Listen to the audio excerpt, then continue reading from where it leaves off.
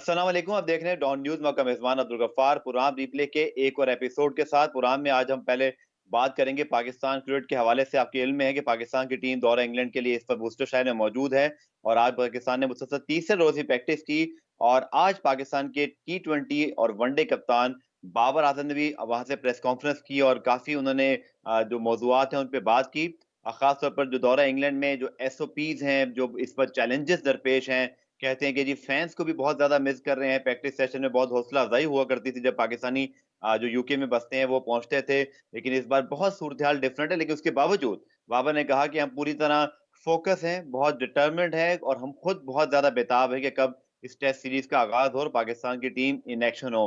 इसके साथ-साथ आज आज प्रोग्राम में हम बात करेंगे ओवरऑल पाकिस्तान क्रिकेट के हवाले से भी और इसमें जो पाकिस्तान टीम में और डोमेस्टिक में जो तब्दीलियाँ हुई हैं हालिया दिनों में, उन पर भी आज बात करेंगे। मेरे साथ मौजूद हैं पाकिस्तान के 2 सीनियर मोस्ट स्पोर्ट्स जर्नलिस्ट, जिनमें से सबसे पहले कमर अहमद साहब, जो किसी तारुफ के मोहताज नहीं, पाकिस्तान नहीं बल्कि दुनिया भर में अपनी शनाख्त रखते हैं। 450 से ज़ायद टेस्ट मैचेस कवर किए हैं। आपको प्रोग्राम में खुशामदीद कहते हैं कमर साहब। इसके साथ-साथ senior sports journalist Shahid Hashmi साहब भी हमें टेलीफ़ोन लाइन से कराची से जॉइन कर रहे हैं। और सबसे पहले सर, आप दोनों को happy world sports journalist day, क्योंकि आज तो फिर कहते हैं ना स्पोर्ट्स जर्नलिस्ट का डे है। तो कमर साहब, सबसे पहले आपको भी मुबारकबाद और यकीनी तौर पर ये जो जर्नी रही है आपकी और आज ये दिन है सेलिब्रेशन का, तो क्या कहेंगे पाकिस्तान और स्पोर्ट्स जर्नलिज्म? बहुत-बहुत शुक्रिया। मैं समझता हूँ कि आप सब लोगों को मुबारकबाद हो इस सिलसिले में, इसलिए कि आप जो लोग यंगर जनरेशन के लोग हैं, हम तो अपना वक़्त गुज़ार चुके हैं। लेकिन जिस तरह से आप लोगों ने प्रोग्रेस किया है, जिस तरह आप स्पोर्ट्स के चैनल्स को और अखबारात की रिपोर्ट्स को लेकर चल रहे हैं, वो बहुत ही काबिल-ए-सताइश है और आप लोग इसी तरह कामयाब रहें। बहुत-बहुत शुक्रिया कमर साहब, और आपकी जो ज़बरदस्त अचीवमेंट्स हैं उन्हीं को देखकर हम इस फ़ील्ड में हैं। शायद भाई, आपको भी सबसे पहले happy world sports journalist day, और कुछ कहना चाहेंगे यंग जर्नलिस्ट को? सबसे पहले आज शुरुआत इस मौजू से कर लेते हैं कि सहाफ़त तो चलें एक बड़ा ही अहम और मुक़द्दस शोबा है, लेकिन जो स्पोर्ट्स जर्नलिज़्म है बहुत ही पैशनेट और स्पोर्ट्स से मोहब्बत करने वाले लोग ही इसको अपना सकते हैं। तो शाहिद भाई से हमारा राब्ता जो है वो मुनक़ता हुआ है। कमर भाई, मैं आपकी तरफ वापस आता हूँ। अ, बाबर आज़म ने आज प्रेस कॉन्फ्रेंस की है यकीनी तौर पर, और जो उन्होंने आज दीगर मौज़ूआत पे बात की उन पर भी आपको जो है वो सुनवाएँगे। लेकिन सबसे पहले जो उनकी मेन बातचीत थी उस हवाले से एक हमने रिपोर्ट तैयार की है, पहले आइए वो देखते हैं। पाकिस्तान और इंग्लैंड के दरमियान टेस्ट सीरीज अगले माह से शुरू होनी है, जिसके लिए कौमी टीम अपना करंतना का वक्त विस्टरशायर मुकम्मल करने के साथ साथ तैयारियों में मसरूफ है।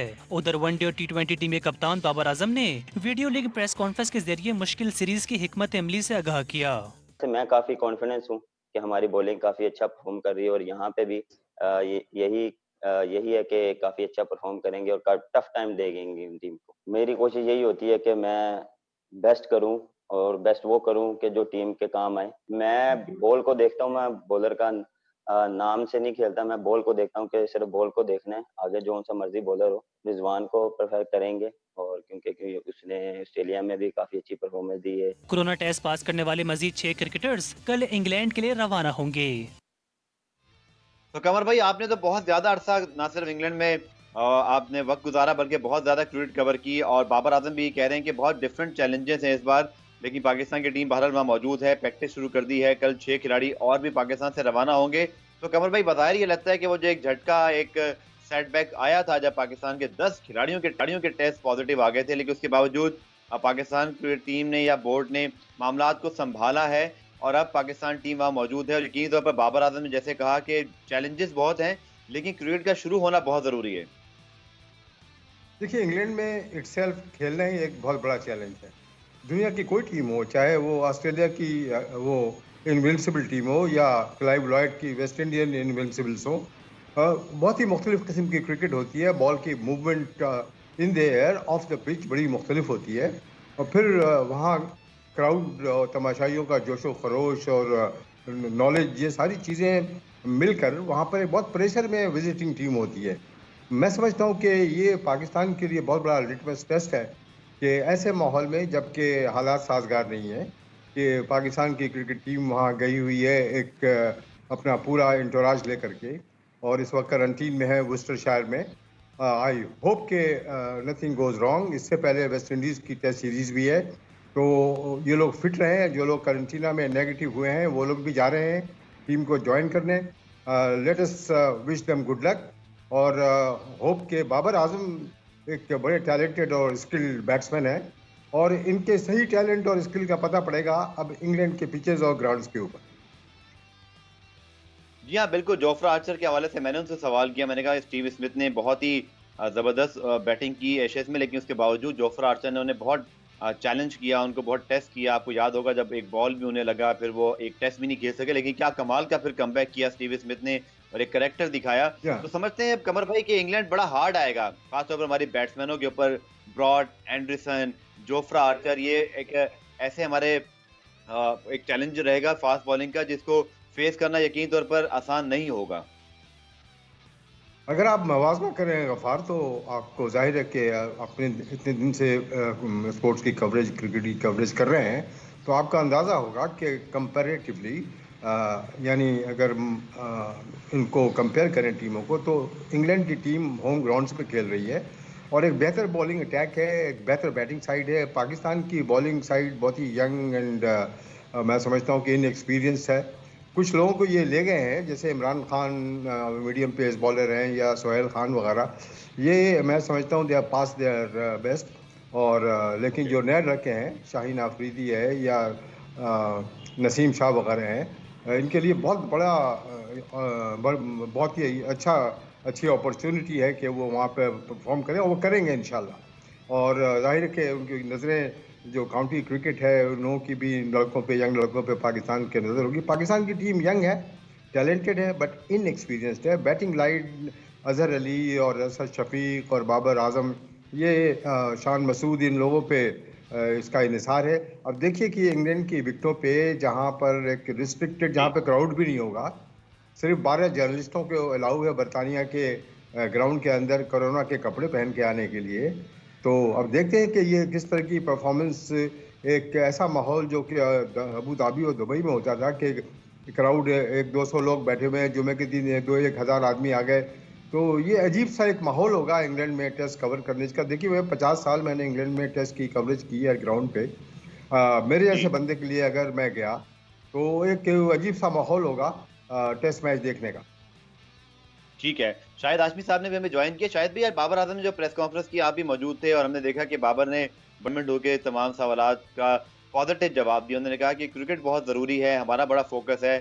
जो जोफ्रा आर्चर या इंग्लैंड का बॉलिंग अटैक है, उस हवाले से भी बड़ा प्रोफेशनल उनका अप्रोच रहा कि अब अपनी प्रिपरेशन अच्छी करेंगे और ऑब्वियसली इनको मेरिट पे खेलने की कोशिश करेंगे। तो शायद भाई, अब तक के लिहाज से आप समझते हैं कि पाकिस्तान टीम पे, जैसे मैंने कहा कि एक स्केयर आया था जब वो इतने सारे जब टेस्ट पॉजिटिव आए, लेकिन हमने अच्छा रिकवर किया, लक ने भी साथ दिया कि उसके बाद कोई चीज़ अभी तक नेगेटिव सामने नहीं आई और अब हम एक ऐसी पोजीशन में शायद भी आप समझते हैं जहां हमें एक महीना मिल गया है और शायद हमारे पास अब एक्सक्यूज़ नहीं है कि अगर इंग्लैंड के खिलाफ टेस्ट सीरीज में परफॉर्मेंस ऊँची-नीची होती है, टाइम मिल गया है हमें अच्छी प्रिपरेशन का।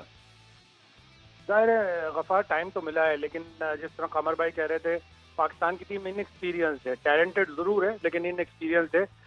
दो जो ग्राउंड हैं, मैनचेस्टर पे एक टेस्ट मैच है, साउथहैम्पटन पे 2 टेस्ट मैच हैं। दोनों में चूंकि ड्राई वेदर होगा, second half of English summer है, तो गेंद स्पिन भी होगी। 4th और 5th डे पे अगर टेस्ट मैच पाकिस्तान ले जाने में कामयाब हुआ और पाकिस्तान की सेकंड बॉलिंग हुई तो पाकिस्तान का अच्छा चांस होगा, इसलिए कि पाकिस्तान के स्पिनर्स अच्छे हैं। साउथहैम्पटन में 2 टेस्ट मैच हुए हैं, उसमें मोइन अली की 17 विकेटें हैं, जबकि मोइन अली इतने कोई बहुत एक्स्ट्राऑर्डिनरी स्पिनर भी नहीं है और वो भी उन्होंने विकेटें इंडिया की बैटिंग के खिलाफ दोनों टेस्ट मैचेस में लिए हैं, जिससे साबित होता है कि वहाँ पे अच्छा खासा स्पिन हुआ होता है गेंद।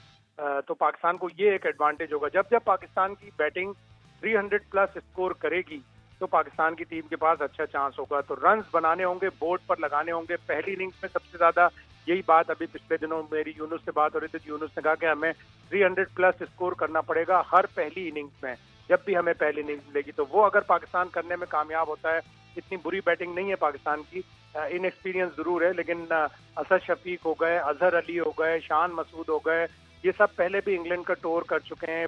बाबर आजम इंग्लैंड का टूर कर चुके हैं, तो उनको पता है कि इंग्लैंड में कैसी बैटिंग की जाती है। तो बैटिंग करके रन्स बनाएंगे तो पाकिस्तान का चांस है।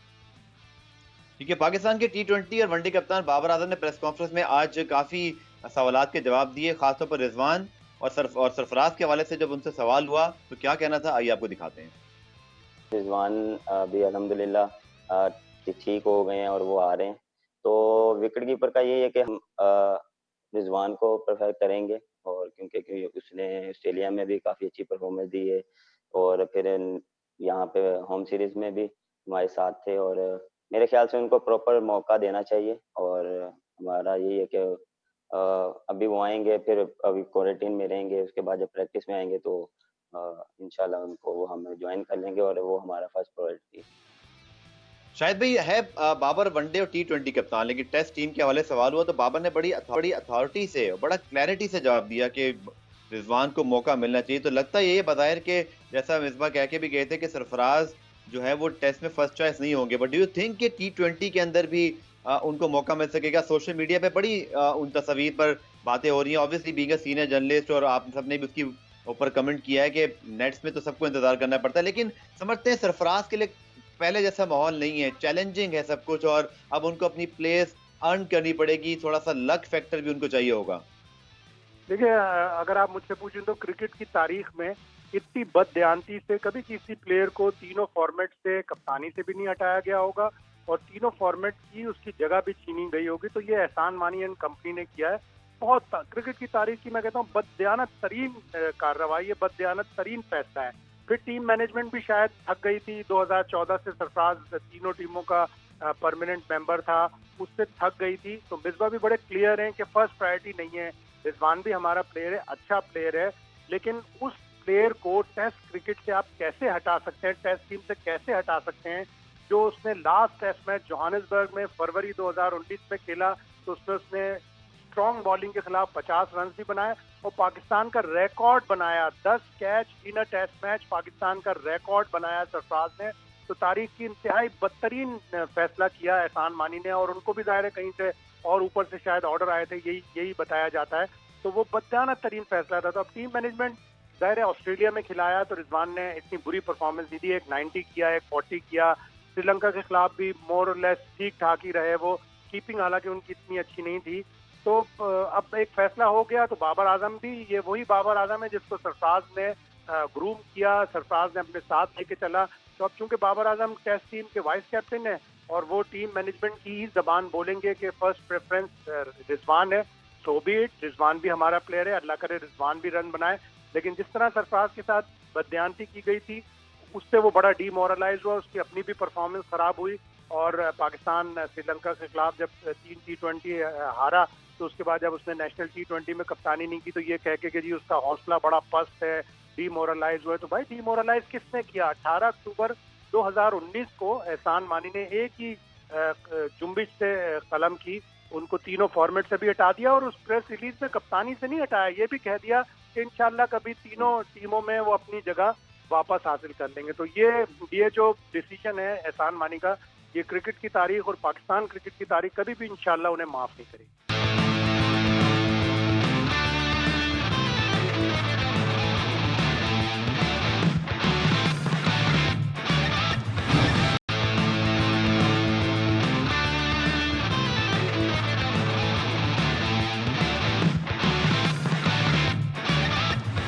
पर साहब जैसे शाहिद हाशमी साहब ने कहा, उनके नाकदीन भी ये बात मानते हैं कि स्पेशली T20 के अंदर तो जनाब वो वर्ल्ड नंबर 1 टीम के कप्तान, उनकी कंसिस्टेंसी अब देखें ना, नंबर 1 से नंबर 4 पे आए।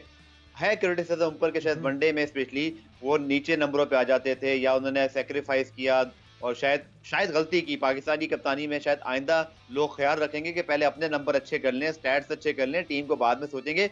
लेकिन आप समझते हैं कि सरफराज को आपने हटाया, जैसे शाहिद हाशमी साहब ने कहा, एक दम प्रेस रिलीज आई और सरफराज तीनों फॉर्मेट से घर चले गए, कप्तानी से घर चले गए।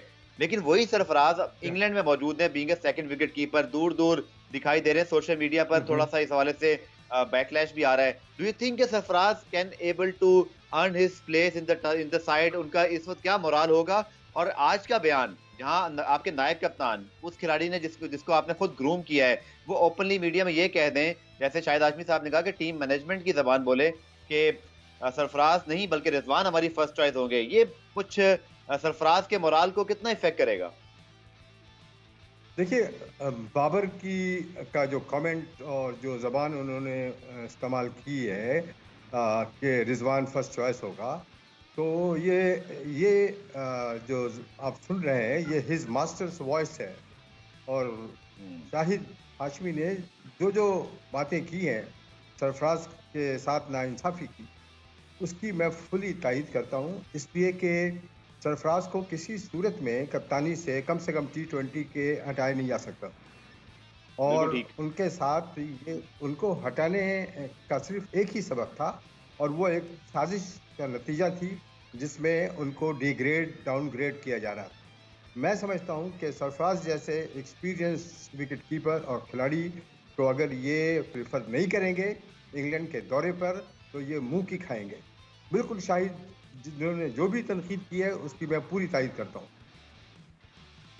ठीक है, शायद भाई इसके साथ-साथ अगर हम बात करें बाबर आज़म की, तो उन्होंने जिस अथॉरिटी से ये बात की, इस चीज़ की इंडिकेशन तो है कि ये चाहे मिसबाह हो, अज़हर हो या बाबर और फिर बोल्ट, ये है सब एक पेज पर, जो एक वैसे असूली तौर पर तो अच्छी बात है कि चलिए आप सब एक पेज पर हो। लेकिन डू यू थिंक कि ये यहाँ पर जो सरफराज या रिजवान का सवाल था, इसको बेहतर हैंडल किया जा सकता था, या ये आपके ख्याल में क्लैरिटी थी तो दे दी, ठीक किया?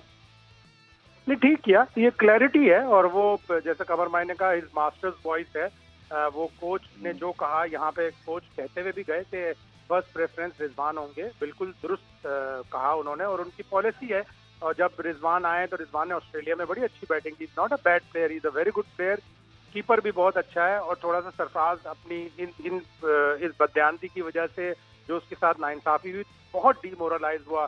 कायदे आजम ट्रॉफी के एक मैच में मैंने उससे कहा कि तुम आज सिर्फ 13 रन बनाकर आउट हो गए, इतनी अच्छी बैटिंग कर रहे थे। तो उसने कहा कि मैं ग्राउंड में जाता हूँ तो मुझे पुराने वाकयात याद आते हैं, मैं इतना शायद मैं डीमोरलाइज हूँ, मुझे इन्होंने बहुत डीमोरलाइज कर दिया। ज़ाहिर है ऑन रिकॉर्ड वो नहीं बोल सकता, इसलिए कि उसका सेंट्रल कॉन्ट्रैक्ट है, वो ऐसी बातें नहीं कर सकता। लेकिन वो इतना डीमोरलाइज हो गया कि उससे बिल्कुल भी परफॉर्मेंस नहीं हुई। आप अभी तो करके देख लें, बाबर आजम को इतनी अच्छी वो परफॉर्मेंस दे रहे हैं, अगर आप कहें कि आप कल से तीनों फॉर्मेट नहीं खेलेंगे, आप जाएं डोमेस्टिक क्रिकेट में परफॉर्म करके आए, वो डोमेस्टिक क्रिकेट में परफॉर्म कर सकेगा? कभी भी नहीं कर सकेगा। तो सरफराज के साथ ये किया, टीम मैनेजमेंट का फैसला है, क्लैरिटी है, बिल्कुल क्लैरिटी है। और वही क्लैरिटी ही बाबर आजम ने बयान की, बिल्कुल दुरुस्त कहा उन्होंने, उनको इसी तरह कहना चाहिए था। जो विजन है, जो मैनेजमेंट का जो क्लैरिटी है, वो साफ जाहिर है। और अभी से आप सुन लें, फवाद आलम के बारे में भी यही होगा फैसला। टीम मैनेजमेंट उनको नेट पे देखेगी, कहेगी कि नहीं ये तो नेट पे शेकी हैं, और फिर चूंकि टेस्ट मैच है अभी भी, हम हमें एक स्पिनर की जरूरत है तो हम इफ्तिखार को खिला लेते हैं, वो ऑफ ब्रेक बॉलर भी है। अभी मैं आपको बता रहा हूँ, राइट ले दिखा के लेफ्ट ले लेगी टीम मैनेजमेंट। आपने शायद ट्वीट किया था, मैंने पढ़ा था कि शायद फवाद को इस मौके पर नेट कम करना चाहिए, शायद इसीलिए आपने वो मैंने एग्जैक्टली याद नहीं आ रहा, इसीलिए शायद आपने ट्वीट किया हो। बिल्कुल बिल्कुल। अगर साउथहैम्पटन में पहला टेस्ट मैच होता है, शुक्र है पहला टेस्ट मैच मैनचेस्टर में है जहाँ इतनी स्पिन नहीं होती, लेकिन साउथहैम्पटन में आप यकीन से मैं आपको कह सकता हूँ कि वो ये कहेंगे कि हमें दूसरा स्पिनर चाहिए। और चूंकि मोइन अली भी ऑफ ब्रेक बॉलर है, इंग्लैंड में 3-4 खप्पे हैं, तो हम इफ्तिखार अहमद को खिलाएंगे, इसलिए कि वो वर्ल्ड क्लास ऑफ स्पिनर है। ठीक है, बाबर आजम ने आज जो है वो एसओपीज और जो इंग्लैंड के अंदर इस वक्त कोरोना के बाद जो क्रिकेट में चेंजेस हैं, चैलेंजेस, इस हवाले से बात की। आइए पहले आपको दिखाते हैं, फिर कमर साहब शाहिद भाई से इस पर तबसरा लेते हैं। सर प्रोटोकॉल को तो हम कर रहे हैं, और दूसरा ये कि काफ़ी इंजॉय कर रहे हैं। जो था प्लेयरों में कि यहाँ पे आके हमने पहले क्वारंटीन होना है, उसके बाद पता नहीं क्या होगा, वैसा कुछ नहीं है। काफ़ी इंजॉय कर रहे हैं लड़के। जितना टाइम मिल रहा है हम ग्राउंड में दे रहे हैं, फिटनेस में दे रहे हैं, और बैटिंग में दे रहे हैं, बॉलिंग में दे रहे हैं। तो वो काफ़ी यही है कि जितना हम कंडीशन को यूटिलाइज करें यहाँ पे, उतना हमारे लिए अच्छा। तो बाबर की आज प्रेस कॉन्फ्रेंस में एक चीज बड़ी अच्छी रही कि बाबर बहुत ज्यादा जो है वो कॉन्फिडेंट, और उन्होंने बड़ी स्पॉट ऑन बातें की। और खासतौर पर कमर भाई अगर हम बात करें जिस चैलेंजेस की बात की, कितना मुश्किल होता है इस तरह प्रिपरेशन करना, क्योंकि इंग्लैंड की टीम तो चले अपने मुल्क में मौजूद है और वो इस एनवायरनमेंट में, पाकिस्तान के खिलाड़ियों का अब तक तो चले, किसी ने अच्छा सवाल किया कि शायद आखिर में जाके बोरियत ना हो जाए, या टूर अभी बहुत लंबा है, अभी तो इस महीने सिर्फ प्रिपरेशन है। तो एक मेंटली और फिजिकली आप समझते हैं, साइकोलॉजिकली भी बहुत ज्यादा जो है वो इससे जो है वो एक डेंट हो सकता है। और पाकिस्तान को मैनेजमेंट का यहाँ बड़ा रोल है। आई थिंक यूनुस खान है, वकार यूनुस है, मुश्ताक अहमद है, मिसबा हैं, इनको मोराल बड़ा हाई रखना होगा, क्योंकि ये स्किल्स तो बाद में आएंगी, लेकिन उससे पहले ये जो आपका इतना लॉन्ग टूर है, ये खिलाड़ियों को बड़ा मेंटली और फिजिकली थका सकता है। देखिए, ये कोविड-19 कोरोना का जो एपिसोड चल रहा है, पूरी दुनिया जिसकी लपेट में है, उसकी लपेट में नफसियाती तौर पे हर इंसान है। यहाँ तक कि जो क्रिकेट टीम दौरा कर रही है इंग्लैंड का, पाकिस्तान की टीम या वेस्ट इंडीज़ की टीम फॉर दैट मैटर, ये सब पर एक तरह का एक नफ्सियाती असर भी है इस कोविड-19 का। और आप दुआ यही करें कि जो 8 जुलाई से वेस्ट इंडीज़ के मैचेस शुरू हो रहे हैं, टेस्ट मैच, उसमें कोई ऐसा हादसा ना हो कि कोई उनका खिलाड़ी बीमार हो जाए या किसी को कोई परेशानी, प्रॉब्लम हो जाए। तो ये सारा खटाई में पड़ सकता है पूरी वेस्ट इंडीज़ की सीरीज़ और पाकिस्तान की सीरीज़ भी फॉर दैट मैटर। और ये एक जो पाकिस्तान से पहले जो वेस्ट इंडीज़ की टेस्ट सीरीज़ हो रही है, ये एक तरह का लिटमस टेस्ट है पाकिस्तान की टीम के लिए भी, कि हालात कैसे होते हैं, किस तरह का रिएक्शन होता है लड़कों का, टीम का, अपोजिशन का, मुखालिफ का, खुद का। ये सारी चीज़ें नफसियाती तौर पे और किस प्रेशर में वेस्ट इंडीज़ या पाकिस्तान की टीम खेलेगी ऐसे माहौल में जहाँ ना कोई ताली बजाने वाला होगा, ना अप्रिशिएट करने वाला होगा, और सहाफ़ियों को एक दूसरे से 10 गज के फासले पे प्रेस बॉक्स में बैठना होगा। ये सारी चीज़ें हैं, तो लोग सिर्फ टीवी पे मैच देख सकेंगे। ये बहुत सारे जो चीज़ें हैं जो इन पे असरअंदाज होंगी, उससे हमें देखना होगा कि ये लड़के किस तरह से परफॉर्म कर पाएंगे। और जैसा अभी शाहिद ने कहा कि ये साउथहैम्पटन की जो एजिस बॉल की विकेट है, जो कि पहले रोज़ बॉल कहलाती थी, वो बहुत ही खूबसूरत एक ग्राउंड है और साउथहैम्पटन में वहाँ पर स्पिन भी लेती है विकेट, और वहाँ पर पाकिस्तान के जो स्पिनर्स हैं वहाँ कामयाब हो सकते हैं या नहीं हो सकते हैं। मैं समझता हूँ कि पाकिस्तान के स्पिनर कामयाब ज़रूर होंगे वहाँ पे, लेकिन असल जो नज़रें होंगी पाकिस्तान की, वो पाकिस्तान के यंगस्टर्स, यंग फास्ट बॉलर्स पे होंगी, जिसमें नसीम शाह और शाहीन शाह अफरीदी इस किस्म के लोग हैं, या मोहम्मद हसनैन वहाँ गए, अगर उनको खिलाया गया, अगर उनको अपॉर्चुनिटी दी गई। जब सरफराज अहमद और फवाद आलम जैसे खिलाड़ियों को नज़रअंदाज कर दिया जाता है बार बार परफॉर्मेंस करने के बावजूद भी, तो कोई भी टीम से बाहर हो सकता है या अंदर आ सकता है। आप देखें कि अब टीम के कुछ लड़के ऐसे भी गए हैं, जैसे इफ्तिखार अहमद साहब है। अब उनका परफॉर्मेंस देखें पिछले 8-10 मैचेस के अंदर, तो मेरे ख्याल में ज़्यादा से ज़्यादा 50-60 रन बनाए उन्होंने पिछले 8-10 मैचों में। तो ये किस तरह की सिलेक्शन है मुझे समझ में नहीं आई। और फिर सुहेल खान, जिनकी उम्र मेरे ख्याल में 37 साल है, और वो प्रॉपर तरीके से मैं समझता हूँ कि स्पेल करने के काबिल भी अब नहीं रहे, हालांकि बहुत अच्छे वो स्विंग बॉलर थे। ऐसे लोगों को वो टीम पर साथ लेके गए, कुछ समझ में नहीं आता कि ये सिलेक्शन प्रोसेस क्या है, कि सरफराज अहमद जैसे खिलाड़ी को कप्तानी से भी बाहर, टीम से भी बाहर, और फवाद आलम को बाहर। तो कुछ देखिए, ये सारी चीजें जो है सामने आ जाएंगी। देखते हैं कमर भाई की सिलेक्शन जब होती है फाइनल, तो फिर उसमें क्या हिकमत अमली होती है। शायद भी आपसे आखिरी सवाल, ये एक रवायत क्यों बनती जा रही है कि जो पाकिस्तान टीम के गैर मुल्की कोचेज हैं वो बाहर जाने के बाद कुछ ऐसे बयान देते हैं तो पाकिस्तान क्रिकेट को जो है वो एक डैमेज होता है। ग्रांट फ्लावर का जो बयान यूनुस खान के हवाले से आया, उनके टेम्परामेंट और जिस तरह का उन्होंने उस वाक़े का जिक्र किया है, शायद भाई ये बड़ा अनफॉर्चुनेट नहीं है जो कि दुनिया भर में गैर मुल्की कोचेज जाकर कभी इस तरह की कोई बात नहीं करते। स्टीव रिक्सन ने सैलरी की बात कर दी, आज जो है वो ग्रांट फ्लावर, यूनुस खान और छुरी का मामला लेकर आ गए, और वो भी जब पाकिस्तान की टीम इंग्लैंड में मौजूद है, प्रेस वहाँ का बड़ा हॉस्टाइल है, सवालात कर सकता है। क्या कहेंगे ग्रांट फ्लावर के बयान पर आप? बहुत ही डिमोरलाइजिंग और बहुत ही डिसअपॉइंटिंग है। नाइंसाफी है ग्रांट फ्लावर की। 5 साल उन्होंने लंबी तनख्वाह ली, बड़े मजे लिए पाकिस्तान के खानों के, पाकिस्तान की नेशनल क्रिकेट एकेडमी में आराम से सुकून से वो रहते थे, लंबी तनख्वाह लेते थे, काम उन्होंने कोई खास नहीं किया। पाकिस्तान की इस अरसे में बैटिंग हमेशा मुतवातिर तौर पर फेल होती रही, और ग्रांट फ्लावर की हमेशा कोचिंग पर भी सवालात उठते रहे। और अब जाकर उन्होंने जनूबी अफ्रीका के एक जर्नलिस्ट को इस तरह की बात की कि यूनुस खान ने छुरी लगा दी थी। यकीनन ऐसा कोई मजाक हुआ होगा, या अगर गुस्से की हालत में भी हुआ था तो ऐसी बात उस वक्त अगर उन्होंने बताई होती। अब जब वो छोड़ के जा चुके, उन्हें निकाल दिया गया, उनका कॉन्ट्रैक्ट रिन्यू नहीं किया गया, तो इस तरह की वो हज़र सराई कर रहे हैं पाकिस्तानी खिलाड़ियों के खिलाफ, बहुत ही मायूस कुन है। और ग्रांट फ्लावर ने इससे पहले भी ये कहा था कि साबिक खिलाड़ी पीठ पे छुरा घोंपते हैं, तो वो हमेशा तंग नजरी से और उल्टी सीधी बात करके सिर्फ वो इंग्लिश मीडिया को इंटरव्यू की बात करते थे। तो उन्होंने बहुत मायूस कुन बयान दिया है, और पाकिस्तान को अब गौर करना चाहिए कि इस तरह के लोगों को जो फॉरेनर्स होते हैं कभी भी कोचिंग असाइनमेंट ना दी जाए। और शायद भाई आपके ख्याल में पाकिस्तान क्रिकेट बोर्ड ने यकीनी तौर पर इसका फिलहाल तो कोई जवाब नहीं दिया, लेकिन यूनुस खान ऑब्वियसली कभी उनसे सवाल तो होगा। यूनुस खान बड़े मजबूत असाब के मालिक हैं, और जितना मुश्किल वक्त में उन्होंने पाकिस्तान के लिए परफॉर्म किया है और जितने उनके रन हैं, मेरा नहीं ख्याल कि इस बयान का कोई असर होगा। लेकिन बहरहाल एक ऐसे मौके पर जब वो एक अहम टूर पर एक अहम जिम्मेदारी संभाले हुए हैं, कहीं ना कहीं उनके लिए ये डिस्टर्बिंग तो जरूर होगा। पूछा जाएगा जरूर, सवाल जाहिर है, और इंग्लिश मीडिया तो चूंकि बड़ा हॉस्टाइल होता है जरूर पूछेगा। तो इसको यूनुस को अच्छी तरह हैंडल करना चाहिए। यूनुस में पिछले 2 साल में बड़ी तब्दीली आई है। काफी वो गुस्से के तेज थे, काफी टेम्परामेंटल थे और जल्दी बात पे नाराज हो जाते थे, लेकिन पिछले 2 साल से उनमें काफी चेंज आई। उन्होंने खुद इसका इकरार किया कि जब से वो चैरिटी वर्क कर रहे हैं उनमें बड़ी ह्यूमिलिटी आई है, उनका मिजाज जो है बहुत ठंडा हुआ है। तो इसको आसानी से डिफ्लेक्ट कर दें और बताएं कि ग्रांड फ्लावर के अरसे में क्या नाकामियां हमें मिली और अब इंशाल्लाह यूनुस खान के दौर में क्या कामयाबियां। या ये बड़ी अच्छी बात है कि बैटिंग कोच ही थे ग्रांड फ्लावर और यूनुस खान बैटिंग कोच है, तो यूनुस खान अपनी परफॉर्मेंस से और पाकिस्तान टीम अल्लाह करे बैटिंग अच्छी करे तो एक कंपैरिजन और एक राइज ऑफ द परफॉर्मेंस जो है वो खुद एक जवाब हो सकता है। पुराने में ब्रेक शामिल करते हैं, ब्रेक के बाद कमर अहमद साहब से दीगर बात करेंगे। शायद भी आपका बहुत बहुत शुक्रिया, मिलते हैं इस ब्रेक के बाद।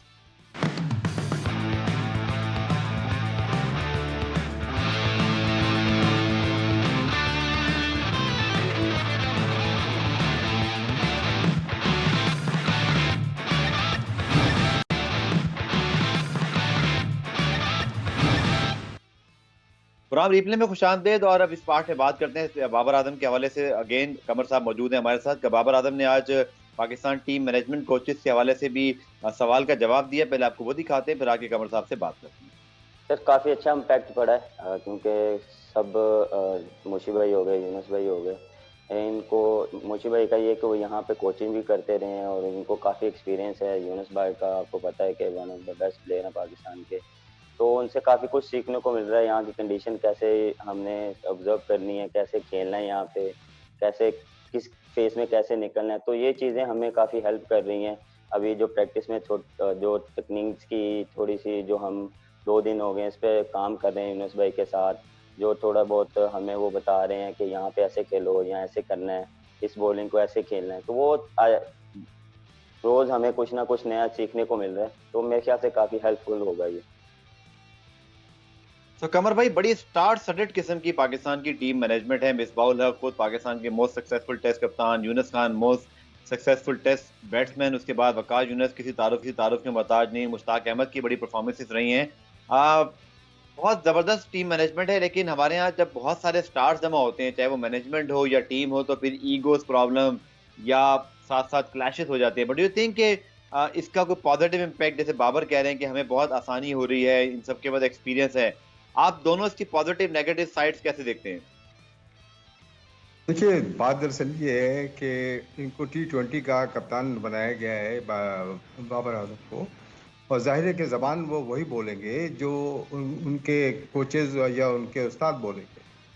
उसके ख़िलाफ़ वो बोल नहीं सकते because he is not train to do that, और ना वो ऐसे माहौल में वो रेज़ किए गए हैं कि वो खुल के बात करें और जो सही बात है वो करें। अब वो दूध का दूध, पानी का पानी जिसे हम लोग कहते हैं ना, वो सारी चीज़ें कोचेस की एबिलिटी, उनकी अपनी परफॉर्मेंस इन देयर टाइम, और ख़ुद इन खिलाड़ियों की एबिलिटी जो इस वक्त बड़े बड़े बातें मैं सुन रहा हूँ, इन लोगों की जो इंटरव्यूज़ हैं, बातें कर रहे हैं, तो वो सारी चीज़ें सामने आ जाएंगी जब प्रैक्टिकल का वक्त आएगा, यानी जब ये मैदान में उतरेंगे इंग्लैंड की टीम के ख़िलाफ़। तो अब देखना ये कि क्या मेंटली इतने स्ट्रांग होंगे कि ऐसे माहौल में जहाँ पर एक मुखालिफ टीम जो कि इनसे ज़ाहिर है कि बेहतर है मेरी नज़र में, वो परफॉर्मेंस कर रही है to win the test series, और पाकिस्तान एक ऐसा कंट्री जिसमें डेवलपिंग लड़के हैं, टैलेंटेड लड़के हैं जो उभर कर ऊपर आने की कोशिश कर रहे हैं, वो किस तरह से रिएक्ट करते हैं उन अहकामात पे और उन इंस्ट्रक्शन पे जो इनके कोचेस इनको दे रहे हैं, मिसबाउल हक है या मुश्ताक अहमद है या यूनुस खान है, ये सारे के सारे बड़े एक्सपीरियंस टाइप के प्लेयर हैं, यूनुस और मिसबाह या ये लोग। तो ये खुद तो नहीं खेल रहे होंगे ना, कोच तो ये नहीं बताएगा कि हैंडल किस तरह पकड़ते हैं, बॉल की सीम को किस तरह पकड़ते हैं, और जिस विकेट पे बॉल मूव ना हो रहा हो या स्पिन ना हो रहा हो वहाँ पर गेंद को, बैट्समैन को कंटेन किस तरह करते हैं। ये सारी चीज़ें एक कप्तान जो ग्राउंड में है और वो खिलाड़ी जो फेस कर रहा है म्यूज़िक को, वो किस तरह हैंडल करता है। तो entirely depends on the day in the match ये हमारे खिलाड़ी जो इनएक्सपीरियंस है उस माहौल में खेलने के किस तरह रिएक्ट करते हैं। ठीक है। जैसे शायद आजमी साहब ने कहा कि साउथहैम्पटन या मैनचेस्टर में कंवर साहब जो मैचेस अभी एक्सपेक्टेड हैं, क्योंकि शेड्यूल का अनाउंसमेंट अभी नहीं हुआ, वेस्ट इंडीज की शायद रिजल्ट को देखने के बाद ही बहुत लेट अनाउंस किया जाएगा। जो कंडीशंस होंगी और फिर जो सलाइवा का बैन है जिस पर बहुत ज्यादा बात हो रही है, आकिब जावेद कहते हैं कि फास्ट बॉलर्स जो होते हैं ना, खासतौर पर एंडरसन ब्रॉड, वो कुछ ना कुछ करके मैनेज कर लेंगे, चाहे वो उनको अपनी आर्म्स पर वैसलीन लगानी पड़ जाए या सब्सटेंस उनके जेब में मौजूद हो।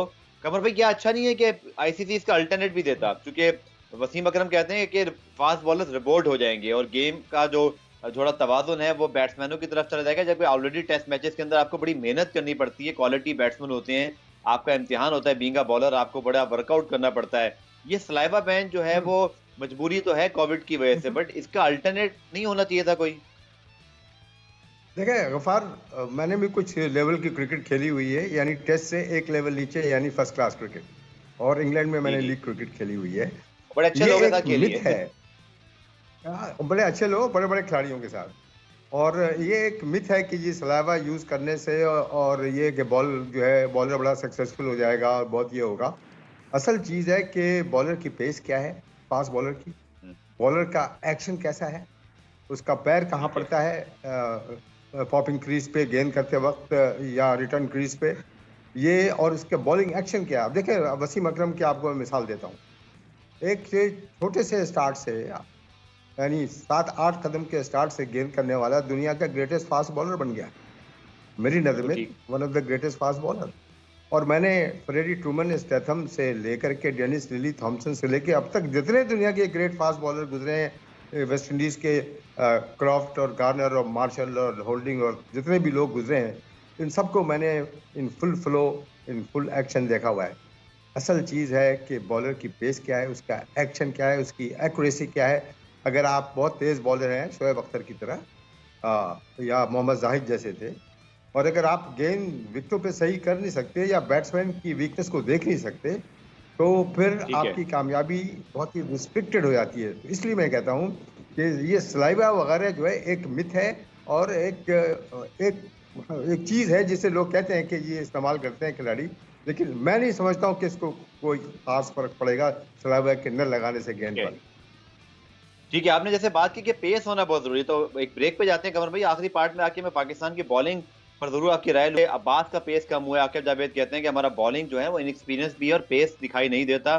साथ आपने खुद कहा कि जो इमरान खान सीनियर हो या जो सुहेल खान गए हैं वो अपना प्राइम गुजार चुके हैं, पेस नहीं रहा। तो पाकिस्तान की क्या हिकमत अमली होगी? क्या हम यासिर शाह पे बहुत ज्यादा ओवर रिलाई करेंगे जो ऑलरेडी खुद बहुत अच्छी फॉर्म में नहीं है? इसके अलावा वेस्ट इंडीज के लेजेंड सर एवर्टन वीक्स का कल इंतकाल हुआ, वो जबरदस्त प्लेयर थे और साथ साथ वर्ल्ड रिकॉर्ड होल्डर। कमर साहब की कुछ उनके साथ यादें भी उनको डिस्कस करेंगे इस ब्रेक के बाद।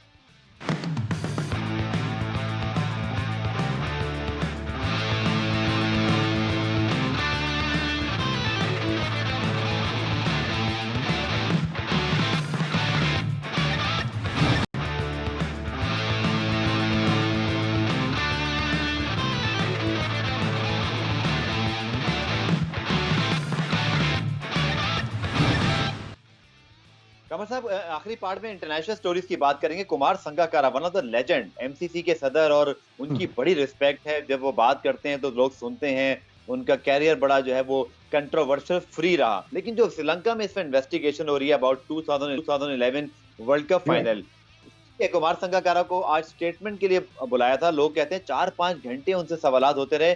श्रीलंका की क्रिकेट तो इस वक्त रोशन अबेसिंगे जो उनके मारूफ कमेंटेटर है वो कह रहे थे कि बहुत ज्यादा इस वक्त स्टेक पर है और इसका कोई आउटकम आएगा नहीं आएगा। आपकी क्या राय है? और 9 साल बाद, 8 साल बाद ही क्यों ये गड़े मुर्दे क्रिकेट में उखाड़े जा रहे हैं? और ये आप समझते हैं कि मैच फिक्सिंग और क्रिकेट ये कभी शायद अलग नहीं हो पाएगी? बहुत मुश्किल से अलग हो पाएगी, और ये इन्वेस्टिगेशन हमेशा कभी न कभी ये उभर कर लोगों के सामने आती रहेंगी।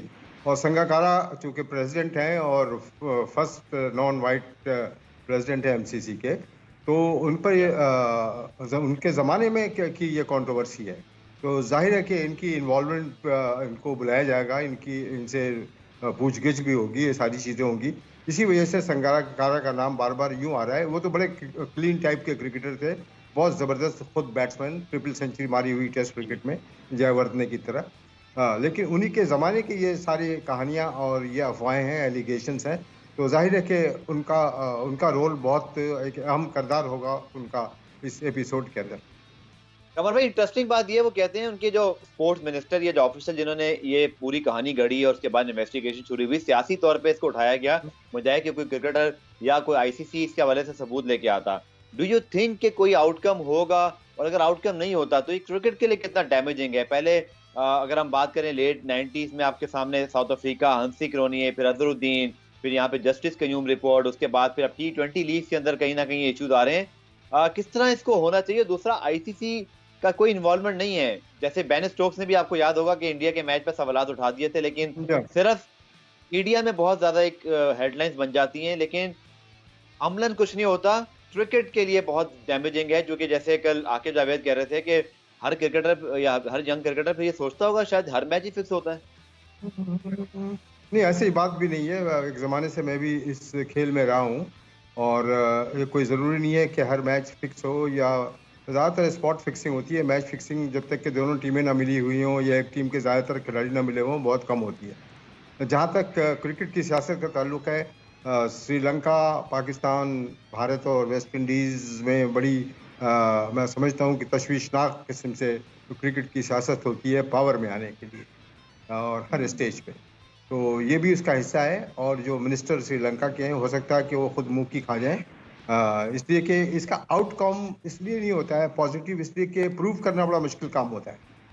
किसी पे आप एलिगेशन लगाएँ, तो उसका प्रूव करना बहुत मुश्किल काम ठीक है। होता है, और क्रिकेट की तारीख में जितने लोगों पे इल्ज़ाम लगे हैं, जी, उनमें बहुत से कम लोग अंदर हुए हैं या कि उन पर साबित हुआ है।